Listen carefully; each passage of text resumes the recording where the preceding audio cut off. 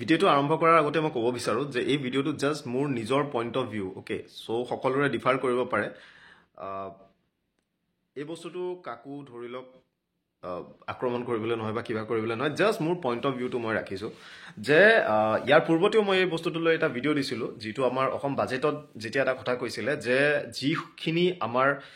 তৃতীয় বৰ্গ আৰু চতুৰ্থ বৰ্গ অৰ্থাৎ গ্ৰেড 3 আৰু গ্ৰেড 4 যিখিনি এপইণ্টমেণ্ট আমাৰ হ'ব সেই এপইণ্টমেণ্টখিনিত বৰ্তমান সময়ত এপইণ্টমেণ্ট কেনেকৈ হয় আপোনালোকে সেই বস্তুটো কয় আপোনালোকে বহুত পৰীক্ষা দি আছে বা যিসকলে নতুনকৈ পৰীক্ষা দিবলৈ যাব সেইসকলক কৈছোঁ যে বৰ্তমান সময়ত ৰিক্ৰুটমেণ্ট কেনেকৈ হয়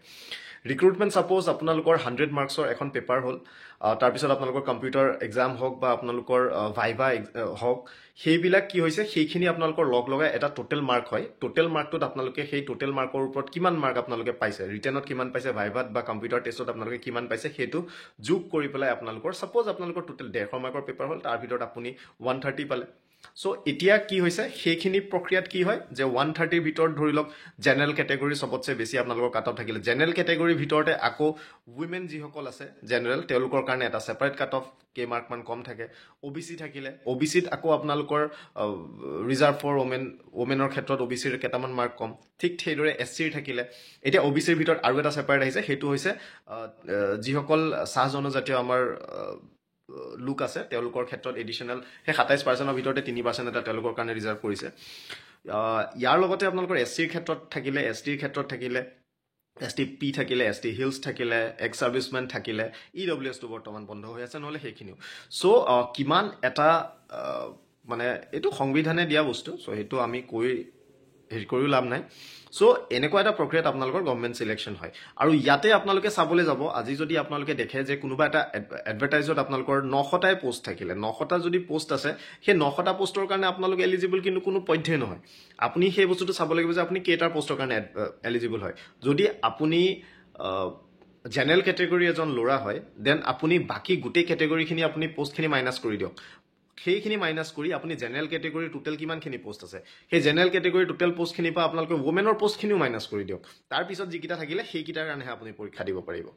ঠিক সেইদৰে যদি আপুনি OBCৰ হয় দেন জেনেৰেল প্লাছ OBC কেইটা প্লাছ কৰি লওক যদি আপুনি মহিলা হয় দেন আপোনালোকে ওমেনৰখিনিও পালে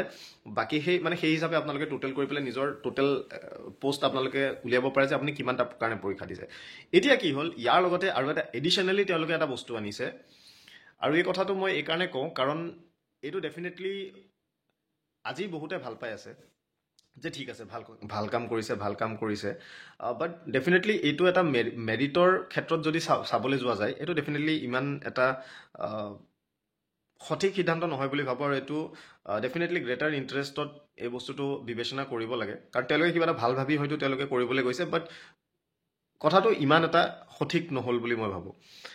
আজি যিসকল মানুহৰ ঘৰত গভৰ্ণমেণ্ট এমপ্লয়ী আছে অৰ্থাৎ পেঞ্চনাৰৰ ক্ষেত্ৰত সেই বস্তুটো ইমান এতিয়ালৈকে কোৱা নাই মেবি সেইটো ইনক্লুড হয় নহয় সেইটো নাজানো পেঞ্চনাৰৰ কথা এতিয়ালৈকে উল্লেখ নাই কিন্তু যিসকলৰ ঘৰত গভৰ্ণমেণ্ট এমপ্লয়ী আছে সেই গভৰ্ণমেণ্ট এমপ্লয়ী হওক লাগিলে তেওঁলোকে পাব্লিক ছেক্টৰতে তেওঁলোকে কাম কৰক অৰ্থাৎ PSU বিলাকত কৰক বা আণ্ডাৰটেকিংবিলাকত কৰক সেইবিলাকৰ যদি কোনোবা আপোনালোকৰ লোক ঘৰত আছে আপোনাৰ পৰিয়ালত আছে তেনেহ'লে আপোনালোকে যিবিলাক নিযুক্তি পৰীক্ষা হ'ব গ্ৰেড 3 আৰু গ্ৰেড 4 প্ৰত্যেক গ্ৰেড 3 গ্ৰেড 4 পৰীক্ষাত চলিত বৰ্ষৰ পৰা দেন আপোনালোকে এটা ছেটবেক আপোনালোকে কিয় পাব কাৰণ আপোনালোকে যেতিয়া পৰীক্ষা দিব আপোনালোকে পৰীক্ষা দিওঁতে আপোনালোকে টোটেল মাৰ্ক যিমান পায় আপোনালোকে সিমানেই পাব অৰ্থাৎ 150ৰ ভিতৰত যদি আপুনি 120 পাইছে আপুনি 120ই পাব বা 110 পাইছে আপুনি 110ই পাব কিন্তু যিখিনি মানুহৰ ঘৰত কোনো ধৰণৰ চৰকাৰী চাকৰিয়াল নাই বা কোনো ধৰণৰ PSUত কাম কৰা মানুহ নাই সেইসকল মানুহে 5% এডিশ্যনেল মাৰ্ক পাব 5% এডিশ্যনেল মাৰ্ক এজ ইন কি যিটো বস্তু বৰ্তমান সময়ত কোৱা হৈছে যে আপুনি টোটেল যিমান মাৰ্ক পাইছে ছাপ'জ 150ৰ ভিতৰত আপুনি 110 মাৰ্ক পালে সেই 110ৰ 5% মাৰ্ক যিমানটো হয় সেয়া লাগিলে 4 হ'ব পাৰে 2 হ'ব পাৰে 3 5 6 যিমান হ'ব পাৰে সেইটো আপোনাৰ যিটো টোটেল আপুনি মেৰিটত যিটো মাৰ্ক পাইছে সেই মাৰ্কটোৰ লগত অভাৰ এণ্ড এবভ সেইটো এড হ'ব এডিশ্যন হ'ব চ' আপুনি ভাবিব পাৰে যে সেইটো কিমান এটা হিউজ এটা ডিফাৰেঞ্চ হ'ব আজি ADREত আমি দেখি আহিছোঁ যে 1 মাৰ্কৰ কাৰণে 1.5 মাৰ্কৰ কাৰণে মানুহে 2 মাৰ্কৰ কাৰণে মানুহে চিলেকশ্যন নহ'ব পাৰে বা কোনোবা 1 মাৰ্কৰ কাৰণে কোনোবাই বেলেগ এটা পোষ্ট তেওঁলোকে পাই যাব পাৰে অ'কে চ' তেনেকুৱা ধৰণৰ বহুখিনি বস্তু হৈ আছে চ' একচুৱেলি কি দিছিলে সেইটো একবাৰ চাই চ' ভেৰি ইণ্টাৰেষ্টিংলি আজি যিকেইটা আমাৰ গোটেই পেজবিলাক আছে বা যিকেইটা অফিচিয়েল হেণ্ডেলবিলাক আছে তাতে এই বস্তুটো খুবকৈ তেওঁলোকে দিছে। ইয়াৰ আগতে তেনেকৈ টেমপ্লেট বনাই দিয়া নাছিলে, কিন্তু বহুত ধুনীয়াকৈ তেওঁলোকে বনাই দিছে। আছাম বাজেট 2024ত যিটো বস্তু দিছে social equity in government recruitment. Okay, social equity in government recruitment. So' equity মিনিংটো কি হয় যদি আপোনালোকে জানে, তেনে আপোনালোকে ইজিলি বুজিব পাৰিছে যে কথাটো তেওঁলোকে কি কৰিব বিচাৰিছে, সমতা এটা আনিব বিচাৰিছে গভৰ্ণমেণ্ট ৰিক্ৰুটমেণ্টত। ইকুইটি এজ ইন কি যিসকলে পোৱা নাই তেওঁলোকেও যাতে পাওক, যিসকলে পাই আছে যাতে পাই থকাখিনিয়ে নাপাওক, তেনেকুৱা ধৰণৰ এটা বস্তু। মানে এটা ধৰি লওক আপাৰ হেণ্ড এটা দিবলৈ হেৰিটো চেষ্টা কৰা হৈছে। ইয়াতে ইম্পৰ্টেণ্ট কথাটো কৈছে কি 5% ৱেইটেজ ইন টোটেল মাৰ্কছ। চ' ইয়াতে ইম্পৰ্টেণ্টলি গোটেই কথাটোৱে কৈছে, মই ইয়াৰ পূৰ্বৰ ভিডিঅ'টোতো মই কৈছিলোঁ যে কিছুমানে কৈছে 5 মাৰ্কছ দিব, কিছুমানে প্ৰশ্ন সোধা দেখিছিলোঁ যে 100 মাৰ্কৰ পেপাৰ আছে যদি কোনোবাই 98 পাইছে যদি 103 কেনেকৈ পাব 5 মাৰ্ক। সেইটো নহয়, 5% অভাৰঅল আপুনি 100ৰ ভিতৰত যিমান নম্বৰ পাইছে, ছাপ'জ 60 নম্বৰ পাইছে, সেই 60 নম্বৰৰ 5% আপুনি এডিশ্যনেলি পাব। অ'কে, 5% যিমান হয়। চ' সেই বস্তুটো 5% ৱেইটেজ দিব টোটেল মাৰ্কছত। চ' এলিজিবিলিটিটো কি হ'ব এইটোৰ কাৰণে? Candidates from families who don't have even a single government or public sector employ. চ'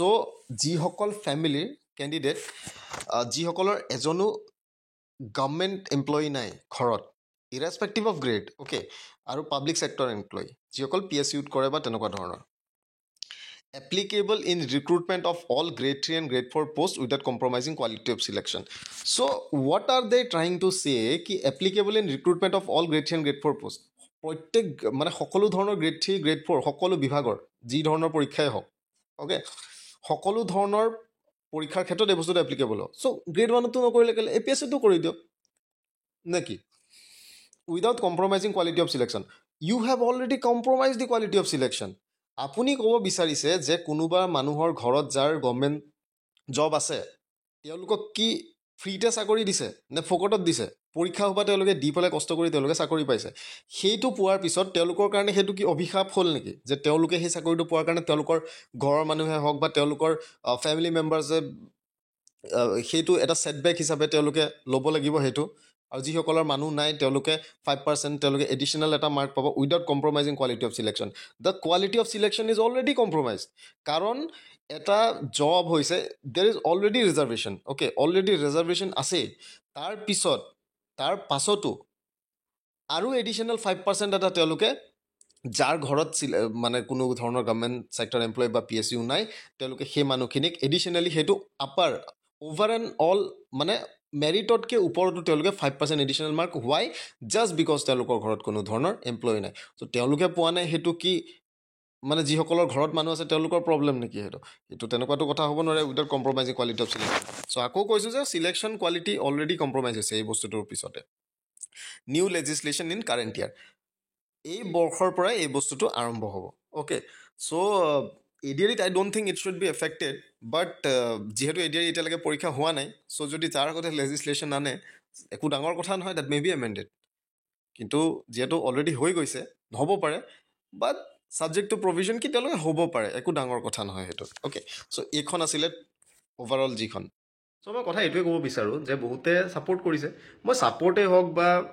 তাৰ বিৰুদ্ধে হওক মই সেই বস্তুটো ক'ব নাযাওঁ। মই খালি মোৰ পইণ্ট অফ ভিউটো ৰাখিছোঁ যে মই এই বস্তুটো মই এই ধৰণে ভাবিছোঁ, আপোনালোকে বেলেগ ভাবিব পাৰে বা আপোনালোকে ছাপোৰ্ট কৰিব পাৰে, আপোনালোকে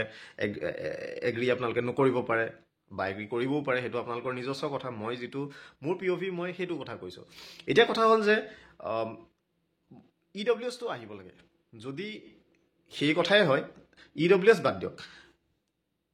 ইকনমিক কণ্ডিশ্যনৰ ওপৰত ভিত্তি কৰি পেলাই যদি কিবা এটা ৰিজাৰ্ভেশ্যন কাৰোবাক দিবলৈ যায় যিসকল সঁচাকৈ তেওঁলোক মানে বহুত দুখীয়া মানুহ বা তেওঁলোকে ধৰি লওক যিবিলাক ফেচিলিটিজ আছে সেইবিলাক তেওঁলোকে নাপায়, তৎসত্ত্বেও তেওঁলোকে পঢ়া শুনা কৰি পেলাই তেওঁলোকে এটা গভৰ্ণমেণ্ট জবৰ কাৰণে তেওঁলোকে প্ৰিপেয়াৰ কৰি আছে বা PSUৰ কাৰণে প্ৰিপেয়াৰ কৰি আছে, তেওঁলোকে যদি সেইটো পাবলৈ বিচাৰে ডেফিনেটলি সেইটো এটা ৱেলকাম মুভ হয়। বাট ঘৰত গভৰ্ণমেণ্ট চাকৰি থাকিলেই যে কোনোবাই সেই বস্তুটো নাপাব, নাথাকিলেই যে কোনোবা পাব, সেইটোতো হ'ব নোৱাৰে। আজি কিমান ধনী ধনী মানুহ আছে বা কিবা আছে, কোনোবাই স্বইচ্ছাৰে তেওঁলোকে নকৰি চাকৰি, কিন্তু তেনেকুৱা মানুহো আছে যিসকলে সেই বস্তুবিলাকৰ লাভ তেওঁলোকে উঠাবগৈ পাৰে। চ' এইটো কণ্ডিশ্যন কমপ্লিটলি মানে পুনৰীক্ষণ কৰি পেলাই তেওঁলোকে চাব লাগে। আৰু আজি আপুনি নিজে ভাবিব পাৰে যে যিসকলে আজি ছাপোৰ্ট কৰি আছে, আপোনালোকে ছাপ'জ চাকৰি এটা পালে, এই যদি লেজিছলেশ্যনটো যদি পাছ হয়, আপুনি চাকৰি পোৱাৰ পিছত আপোনাৰ ঘৰত আৰু মানুহ নাই, আপোনাৰতো ঘৰত মানুহ থাকিব চ' সেই মানুহখিনি ছেটবেকত পৰিব আপুনি পোৱাৰ পিছতো সেই একে কথাই একে কাহিনীয়ে হ'ল আপুনি বৰ্তমান চাকৰি পোৱা নাই কাৰণে আপুনি সেই বস্তুটো ছাপৰ্ট কৰি আছে কিন্তু আপুনি পোৱাৰ পিছতে আপুনিও সেইখনৰ আণ্ডাৰতে আপুনি আহি গ'ল চ' ডেফিনেটলি আপোনাৰ অন্য ঘৰৰ মানুহেও সেই বস্তুটো নাপাব চ' কথাটো বুজি পাইছে কি হিচাপত ক'ব গৈছোঁ আৰু কিছুমান ধৰি লওক বহুত ভাল ভাল ঘৰৰ মানুহ আছে তেওঁলোকেও সেই বস্তুটোৰ আওতাত তেওঁলোক পৰিব কিন্তু সেই যিটো কথা হয় সেইটো কমপ্লিটলি আই ডোণ্ট থিংক কি এইটো মানে এটা ভাল হেৰি হৈছে আৰু এইটো পুনৰীক্ষণ কৰি পেলাই পুনৰ বিবেচনা কৰিব লাগে কাৰণ যিসকলে চাকৰি পাইছে তেওঁলোকেতো নিজৰ মেৰিটত তেওঁলোকে চাকৰি পাইছে কাৰণ স্বচ্ছ আৰু নিকা নিযুক্তি যি এই চৰকাৰে যিহেতু কৰি আছে ডেফিনেটলি সকলোৱে মেৰিটত চাকৰি পাইছে বুলি দৃঢ় বিশ্বাস মোৰ আৰু যদি কোনোবাই মেৰিটত চাকৰি পাইছে তেওঁলোকৰ চাকৰিটো যাতে তেওঁলোকৰ পৰিয়ালৰ মানুহৰ কাৰণে হওক তেওঁলোকৰ যি ফেমিলি মেম্বাৰ্ছ আছে তেওঁলোকৰ কাৰণে যাতে সেই বস্তুটো এটা ছেটবেক তেওঁলোকৰ কাৰণে হ'ব নালাগে যিকোনো নিযুক্তিৰ ক্ষেত্ৰত কাৰণ পৰীক্ষাত তেওঁলোকে পৰীক্ষা দিব তেওঁলোকে লিখিব তেওঁলোকে নিজৰ মেৰিটত সেই বস্তুটো তেওঁলোকে চিলেকশ্যন হ'ব তাৰ উপৰি এনেধৰণৰ এটা যদি চাকৰি থকাৰ কাৰণে যদি তেওঁলোকে এটা ছেটবেক খাব লাগে যিসকলৰ ঘৰত চাকৰি নাই then definitely I don't think সেইটো এটা ভাল কথা চ' এইটো পুনৰ বিবেচনা কৰিব লাগে বুলি মই ভাবোঁ আৰু তাকে ৰিকুৱেষ্ট কৰোঁ থেংক ইউ